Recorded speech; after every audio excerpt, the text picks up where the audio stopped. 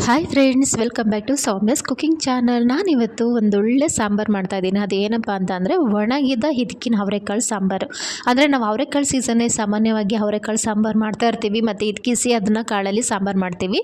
But ಈಗ ಬೇಸಿಗೆ ಕಾಲದಲ್ಲೂ ಕೂಡ ನಾವು ಮಾಡ್ಕೋಬೋದು. ಹೇಗೆ ಅಂತ ಅಂದರೆ ನಾವೀಗ ಅವರೆಕಾಳು ಸೀಸನ್ ಇದ್ದಾಗ ನಾವು ಆ ಅವರೆಕಾಳನ್ನ ನೀಟಾಗಿ ಹಿದಕಿಸಿ ಚೆನ್ನಾಗಿ ಬಿಸಿಲಲ್ಲಿ ಒಣಗಿಸಿಟ್ಕೊಂಡ್ರೆ ನಾವು ವರ್ಷ ಇಡೀ ಯಾವಾಗ ಬೇಕಾದರೂ ಮಾಡ್ಕೋಬೋದು. ತುಂಬ ರುಚಿಯಾಗಿರುತ್ತೆ, ತುಂಬ ಟೇಸ್ಟಿಯಾಗಿರುತ್ತೆ, ಅದೇ ಟೇಸ್ಟ್ ಕೂಡ ಬರುತ್ತೆ.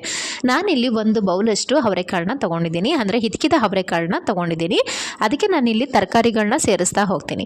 ಅಂದರೆ ಚಪ್ಪರದ ಅವರೆಕಾಯಿ ಅಂತ ಕರಿತೀವಿ, ಅದನ್ನು ನಾನು ಒಂದು ಬೌಲಷ್ಟು ತೊಗೊಂಡಿದ್ದೀನಿ. ಹಾಗೆ ಸೊಪ್ಪನ್ನು ಕೂಡ ಸ್ವಲ್ಪ ಸೇರಿಸ್ಕೋಬೇಕು. ಇದು ತುಂಬಾ ರುಚಿಯಾಗಿರುತ್ತೆ. ನೀವು ಒಂದ್ಸರಿ ಟ್ರೈ ಮಾಡಿ. ಯಾರು ಸಾಮಾನ್ಯವಾಗಿ ಸೊಪ್ಪು ಯಾರು ಸೇರಿಸಿ ಮಾಡಲ್ಲ, ಬಟ್ ಈ ಥರ ಮಾಡೋದ್ರಿಂದ ಇದು ಕೂಡ ತುಂಬ ರುಚಿಯಾಗಿ ಸಾಂಬಾರು ಬರುತ್ತೆ. ನಾನಿಲ್ಲಿ ಸ್ವಲ್ಪ ದಂಟು ಮತ್ತು ಚಿಲ್ಕವರೆ ಇತ್ತು, ಅದನ್ನು ಕಟ್ ಮಾಡಿ ಹಾಕ್ಕೊಂಡಾಯ್ತೀನಿ. ಮತ್ತು ಇಲ್ಲಿ ಆಲೂಗೆಡ್ಡೆ ತೊಗೊಂಡಿದ್ದೀನಿ. ಆಲೂಗೆಡ್ಡೆ ಕೂಡ ನಾನು ಒಂದು ಪೂರ್ತಿಯಾಗಿ ಹಾಕ್ಕೊಳ್ಳಲ್ಲ, ಯಾಕೆಂದರೆ ನಮ್ಮ ಮನೇಲಿ ಯಾರು ಅಷ್ಟು ಇಷ್ಟಪಡಲ್ಲ. ನೀವು ಇಷ್ಟಪಡೋದಾದರೆ ಒಂದು ಹಾಕೋಬೋದು. ನಾನಿಲ್ಲಿ ಒಂದು ಅರ್ಧ ಆಲೂಗೆಡ್ಡೆನ ಇದಕ್ಕೆ ಸೇರಿಸ್ಕೊತಾ ಇದ್ದೀನಿ. ಸ್ವಲ್ಪ ದಪ್ಪದಾಗಿ ಕಟ್ ಮಾಡಿ ಹಾಕೋತಾ ಇದ್ದೀನಿ. ಮತ್ತು ಇಲ್ಲಿ ಸ್ವಲ್ಪ ಬೀನ್ಸ್ ತೊಗೊಂಡಿದ್ದೀನಿ. ಬೀನ್ಸು ಬಂದು ಸ್ವಲ್ಪ ತೊಗೊಂಡಿದ್ದೀನಿ, ಯಾಕಂತಂದರೆ ಇದು ತರಕಾರಿಗಳಲ್ಲಿ ಇದು ಟೇಸ್ಟು ಇರುತ್ತೆ, ಚೆನ್ನಾಗೂ ಇರುತ್ತೆ, ಹಾಗೆ ಹೆಲ್ತ್ಗೂ ಕೂಡ ತುಂಬಾ ಒಳ್ಳೆಯದು. ಸೊ ಹಾಗಾಗಿ ನಾನು ಬೀನ್ಸು ಕೂಡ ತೊಗೊಂಡಿದ್ದೀನಿ. ಎಲ್ಲ ನೀಟಾಗಿ ವಾಶ್ ಮಾಡಿ ಒಂದು ಕುಕ್ಕರ್ಗೆ ಸೇರಿಸ್ಕೊಂಡು ಅದನ್ನು ಒಂದು 2 ವಿಸಲ್ ಕೂಗಿಸ್ಕೊಂಡ್ರೆ ಆಯಿತು. ಇಲ್ಲಿ ನಾನು ಒಂದೇ ಒಂದು ಟೊಮೊಟೊ ತೊಗೊಂಡಿದ್ದೀನಿ, ಯಾಕೆಂದರೆ ಜಾಸ್ತಿ ಟೊಮೊಟೊ ಆದರೆ ಹುಳಿ ಆಗುತ್ತೆ. ಸೊ ಹಾಗಾಗಿ ನಾನು ಒಂದೇ ಒಂದು ಟೊಮೊಟೊನ ಸೇರಿಸ್ಕೊತಾ ಇದ್ದೀನಿ. ಸ್ವಲ್ಪ ನೀರು ಸೇರಿಸ್ಕೊಂಡು ನೀಟಾಗಿ ಮಿಕ್ಸ್ ಮಾಡಿ ಒಂದು 2ರಿಂದ 3 ವಿಸಲ್ ನಾನು ಆಗಲೇ ಹೇಳಿದಾಗೆ ಕೂಗಿಸ್ಕೊಂಡ್ರೆ ಆಯಿತು. ಅದು 2 ವಿಸಲ್ ಕೂಗಿಸ್ಕೊಂಡ್ರೆ ಸಾಕು, ಅದವಾಗಿ ನೀಟಾಗಿ ಬೇಯುತ್ತೆ. ಯಾಕೆಂದರೆ ಇದು ಒಣಗಿದ ಅವರೆಕಾಯಿ ಆಗಿರೋದ್ರಿಂದ ಸ್ವಲ್ಪ ಗಟ್ಟಿ ಇರುತ್ತೆ ಅನ್ನೋ ಉದ್ದೇಶಕ್ಕೆ.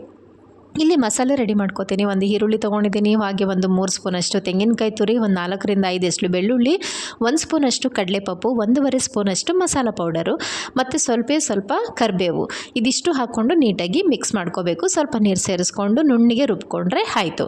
ನೀವು ಇದು ಮಸಾಲೆ ಪೌಡರ್ ಬಂದು ಡೈಲಿ ಸಾಂಬಾರಿಗೆ ಏನು ಯೂಸ್ ಮಾಡ್ತೀರೋ ಅದೇ ಮಸಾಲೆ ಪೌಡರ್ನ ಇದಕ್ಕೆ ಸೇರಿಸ್ಕೊಂಡ್ರೆ ಆಯಿತು. ನೋಡ್ತಾ ಇದ್ರಲ್ಲ, ನೀಟಾಗಿ ನುಣ್ಣಿಗೆ ರುಬ್ಬಿ ರೆಡಿಯಾಗಿದೆ. ಈ ಕಡೆ ಕುಕ್ಕರ್ ಕೂಡ ಹಾರಿದೆ, ಕಾಳು ಕೂಡ ಹದವಾಗಿ ನೀಟಾಗಿ ಬೆಂದಿತ್ತು. ಈ ಕಡೆ ನಾನು ಒಂದು ಪಾತ್ರೆ ಇಟ್ಕೊಂಡಿದ್ದೀನಿ. ಪಾತ್ರೆಗೆ ಒಂದು 2 ಸ್ಪೂನಷ್ಟು ಕುಕ್ಕಿಂಗ್ ಆಯಿಲ್ ಸೇರಿಸ್ಕೊತಾ ಇದ್ದೀನಿ. ಆಯಿಲೆಲ್ಲ ಚೆನ್ನಾಗಿ ಕಾದ ನಂತರ ಒಂದು 1/4 ಸ್ಪೂನಷ್ಟು ಸಾಸಿವೆ ಎಲ್ಲ ಚೆನ್ನಾಗಿ ಚಿಟಪಟ ಆದ ನಂತರ ಒಂದು 2 ಒಣಮೆಣ್ಸಿನ್ಕಾಯಿನ ಮುರಿದು ಹಾಕೋತಾ ಇದ್ದೀನಿ. ಹಾಗೆ ಸ್ವಲ್ಪ ಕರಿಬೇವು ಮತ್ತು ಉದ್ದಕ್ಕೆ ಹೆಚ್ಚಿದಂತಹ ಈರುಳ್ಳಿ, ಇದಿಷ್ಟು ಹಾಕ್ಕೊಂಡು ನೀಟಾಗಿ ಫ್ರೈ ಮಾಡ್ಕೋಬೇಕು. ಇದಕ್ಕೆ ನಾನು ಹಿಂಗು ಸೇರಿಸ್ಕೊತಾ ಇದ್ದೀನಿ. ಹಿಂಗೆ ಹಾಕೋದ್ರಿಂದ ಸಾಂಬಾರು ತುಂಬಾ ರುಚಿಯಾಗಿರುತ್ತೆ. ಎಲ್ಲ ಮಸಾಲೆ ಸಾಂಬಾರುಗಳು ಅಷ್ಟೇ, ನೀವು ಎಸ್ಪೆಷಲಿ ಹಿಂಗು ಹಾಕೋದ್ರಿಂದ ಸಾಂಬಾರು ರುಚಿ ದುಪ್ಪಟ್ಟಾಗುತ್ತೆ ಮತ್ತು ಆರೋಗ್ಯಕ್ಕೂ ಕೂಡ ತುಂಬಾ ಒಳ್ಳೆಯದು. ಈಗ ನಾನು ಚೆನ್ನಾಗಿ ಒಗ್ಗರಣೆ ಎಲ್ಲ ಬೆಂದ ನಂತರ ಇಲ್ಲಿ ಬೇಯಿಸಿಟ್ಕೊಂಡಂತಹ ಕಾಳು, ತರಕಾರಿ, ಸೊಪ್ಪು ಇದಿಷ್ಟನ್ನು ಸೇರಿಸ್ಕೊಂಡು ನೀಟಾಗಿ ಮಿಕ್ಸ್ ಮಾಡಿಕೊಂಡು ಒಂದು ಕುದಿ ಬರೋವರೆಗೆ ಬಿಡಬೇಕು. ಇದು ಚೆನ್ನಾಗಿ ಒಂದು ಕುದಿ ಬಂದ ಮೇಲೆ ನಾನು ರುಬ್ಬಿಟ್ಕೊಂಡಂತಹ ಮಸಾಲೆನ ಇದಕ್ಕೆ ಸೇರಿಸ್ಕೊಂಡು ನೀವು ನಿಮಗೆ ಯಾವ ರೀತಿ ಹದವಾಗಿ ಸಾಂಬಾರು ಬೇಕು ಅದಕ್ಕೆ ನೀವು ನೀರು ಹಾಕ್ಕೊಂಡ್ರೆ ಆಯಿತು. ನಾನಿಲ್ಲಿ ಮುದ್ದೆಗೆ ಮತ್ತು ಅನ್ನಕ್ಕೆ ಎರಡಕ್ಕೂ ಬಳಸೋದ್ರಿಂದ ನಾನು ಮೀಡಿಯಮ್ ಆಗಿ ನೀರು ಹಾಕ್ಕೊಂಡು ನೀಟಾಗಿ ಕುದಿಸ್ಕೊತೀನಿ. ನೀವು ಈಗ ಮುದ್ದೆಗಾದರೂ ತಿನ್ಬೋದು. ಇದು ಸಾಂಬಾರು ತುಂಬಾ ರುಚಿಯಾಗಿರುತ್ತೆ ಮತ್ತು ಅನ್ನಕ್ಕೂ ಕೂಡ ತುಂಬ ರುಚಿಯಾಗಿರುತ್ತೆ. ನೀವು ಒಂದ್ಸಲ ಟ್ರೈ ಮಾಡಿ. ನಾನು ಅವರೆಕಾಳು ಸೀಸನ್ನು, ನಾವು ಸಾಮಾನ್ಯವಾಗಿ ಅವರೆಕಾಳು ಸೀಸನ್ ಇದ್ದಾಗ ಮಾಡ್ಕೋತೀವಿ, ಬಟ್ ಅದಾದಮೇಲೆ ನಮಗಿನ್ನು ವರ್ಷದವರೆಗೂ ಕಾಯಬೇಕು. ಸೊ ನಾವು ಈ ಥರ ಮಾಡಿಟ್ಕೊಂಡಾಗ ನಾವು ಯಾವಾಗ ಬೇಕು ಆವಾಗ ಮಾಡ್ಕೋಬೋದು. ಈಗ ರುಚಿಗೆ ಎಷ್ಟು ಬೇಕು ಅಷ್ಟು ಉಪ್ಪು ಸೇರಿಸ್ಕೊಂಡು ನೀಟಾಗಿ ಮಿಕ್ಸ್ ಮಾಡಿಬಿಟ್ಟು ಒಂದು 10 ನಿಮಿಷಗಳ ಕಾಲ ನಾವು ಚೆನ್ನಾಗಿ ಕುದಿಸ್ಕೊಂಡ್ರೆ ಸಾಂಬಾರು ರೆಡಿ. ಇದಿಷ್ಟೇ, ಸಿಂಪಲಾಗಿ ಮಾಡ್ಕೋಬೋದು. ಟೇಸ್ಟ್ ಅಂತೂ ತುಂಬ ಚೆನ್ನಾಗಿರುತ್ತೆ. ನಾವು ಸೊಪ್ಪು, ತರಕಾರಿ ಎಲ್ಲ ಹಾಕಿರೋದ್ರಿಂದ ನಮ್ಮ ದೇಹಕ್ಕೆ ಬೇಕಾದಷ್ಟು ಪ್ರೋಟೀನ್ಸು ಮತ್ತು ವಿಟಮಿನ್ಸು ಇದಿಷ್ಟು ಕೂಡ ಸಿಗುತ್ತೆ.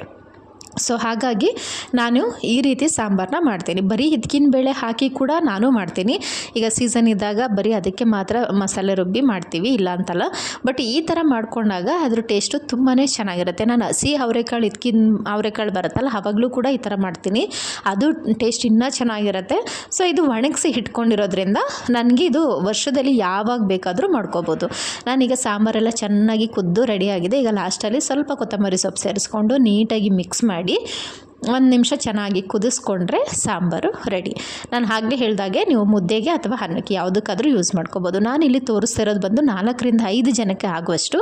ನೀವೇನಾದರೂ ಜಾಸ್ತಿ ಜನಕ್ಕೆ ಯೂಸ್ ಮಾಡ್ಕೊಳ್ಳೋದಾದರೆ ಇಂಗ್ರೀಡಿಯೆಂಟ್ಸ್ಗಳನ್ನ ಸ್ವಲ್ಪ ಜಾಸ್ತಿ ಯೂಸ್ ಮಾಡ್ಕೊಳ್ಳಿ, ಸಾಕು. ಈಗ ನೀಟಾಗಿ ಸಾಂಬಾರು ಕುದ್ದು ರೆಡಿಯಾಗಿದೆ. ಸ್ಟವ್ ಆಫ್ ಮಾಡಿಬಿಟ್ಟು ಸರ್ವ್ ಮಾಡ್ತಾಯಿದ್ದೀನಿ. ತುಂಬಾ ರುಚಿಯಾಗಿ ತುಂಬ ಟೇಸ್ಟಿಯಾಗಿ ಬಂದಿತ್ತು. ನೀವು ಒಂದ್ಸರಿ ಟ್ರೈ ಮಾಡಿ ಹೇಗೆ ಬಂತು ಅಂತ ಕಮೆಂಟ್ ಸೆಕ್ಷನಲ್ಲಿ ಕಮೆಂಟ್ ಹಾಕೋದನ್ನು ಮರಿಬೇಡಿ. ಈ ವಿಡಿಯೋ ಯಾರೆಲ್ಲ ನೋಡ್ತಾ ಇದ್ದೀರೋ ಲೈಕ್ ಮಾಡಿ, ಶೇರ್ ಮಾಡಿ, ಸಬ್ಸ್ಕ್ರೈಬ್ ಮಾಡಿ, ಪಕ್ಕದಲ್ಲಿರುವಂತಹ ಬೆಲ್ ಐಕನ್ ಒತ್ತೋದನ್ನು ಮರಿಬೇಡಿ ಅಂತ ಹೇಳ್ತಾ ಇವತ್ತಿನ ವ್ಲಾಗ್ನ ಕಂಪ್ಲೀಟ್ ಮಾಡ್ತಾ ಇದ್ದೀನಿ. Take care all.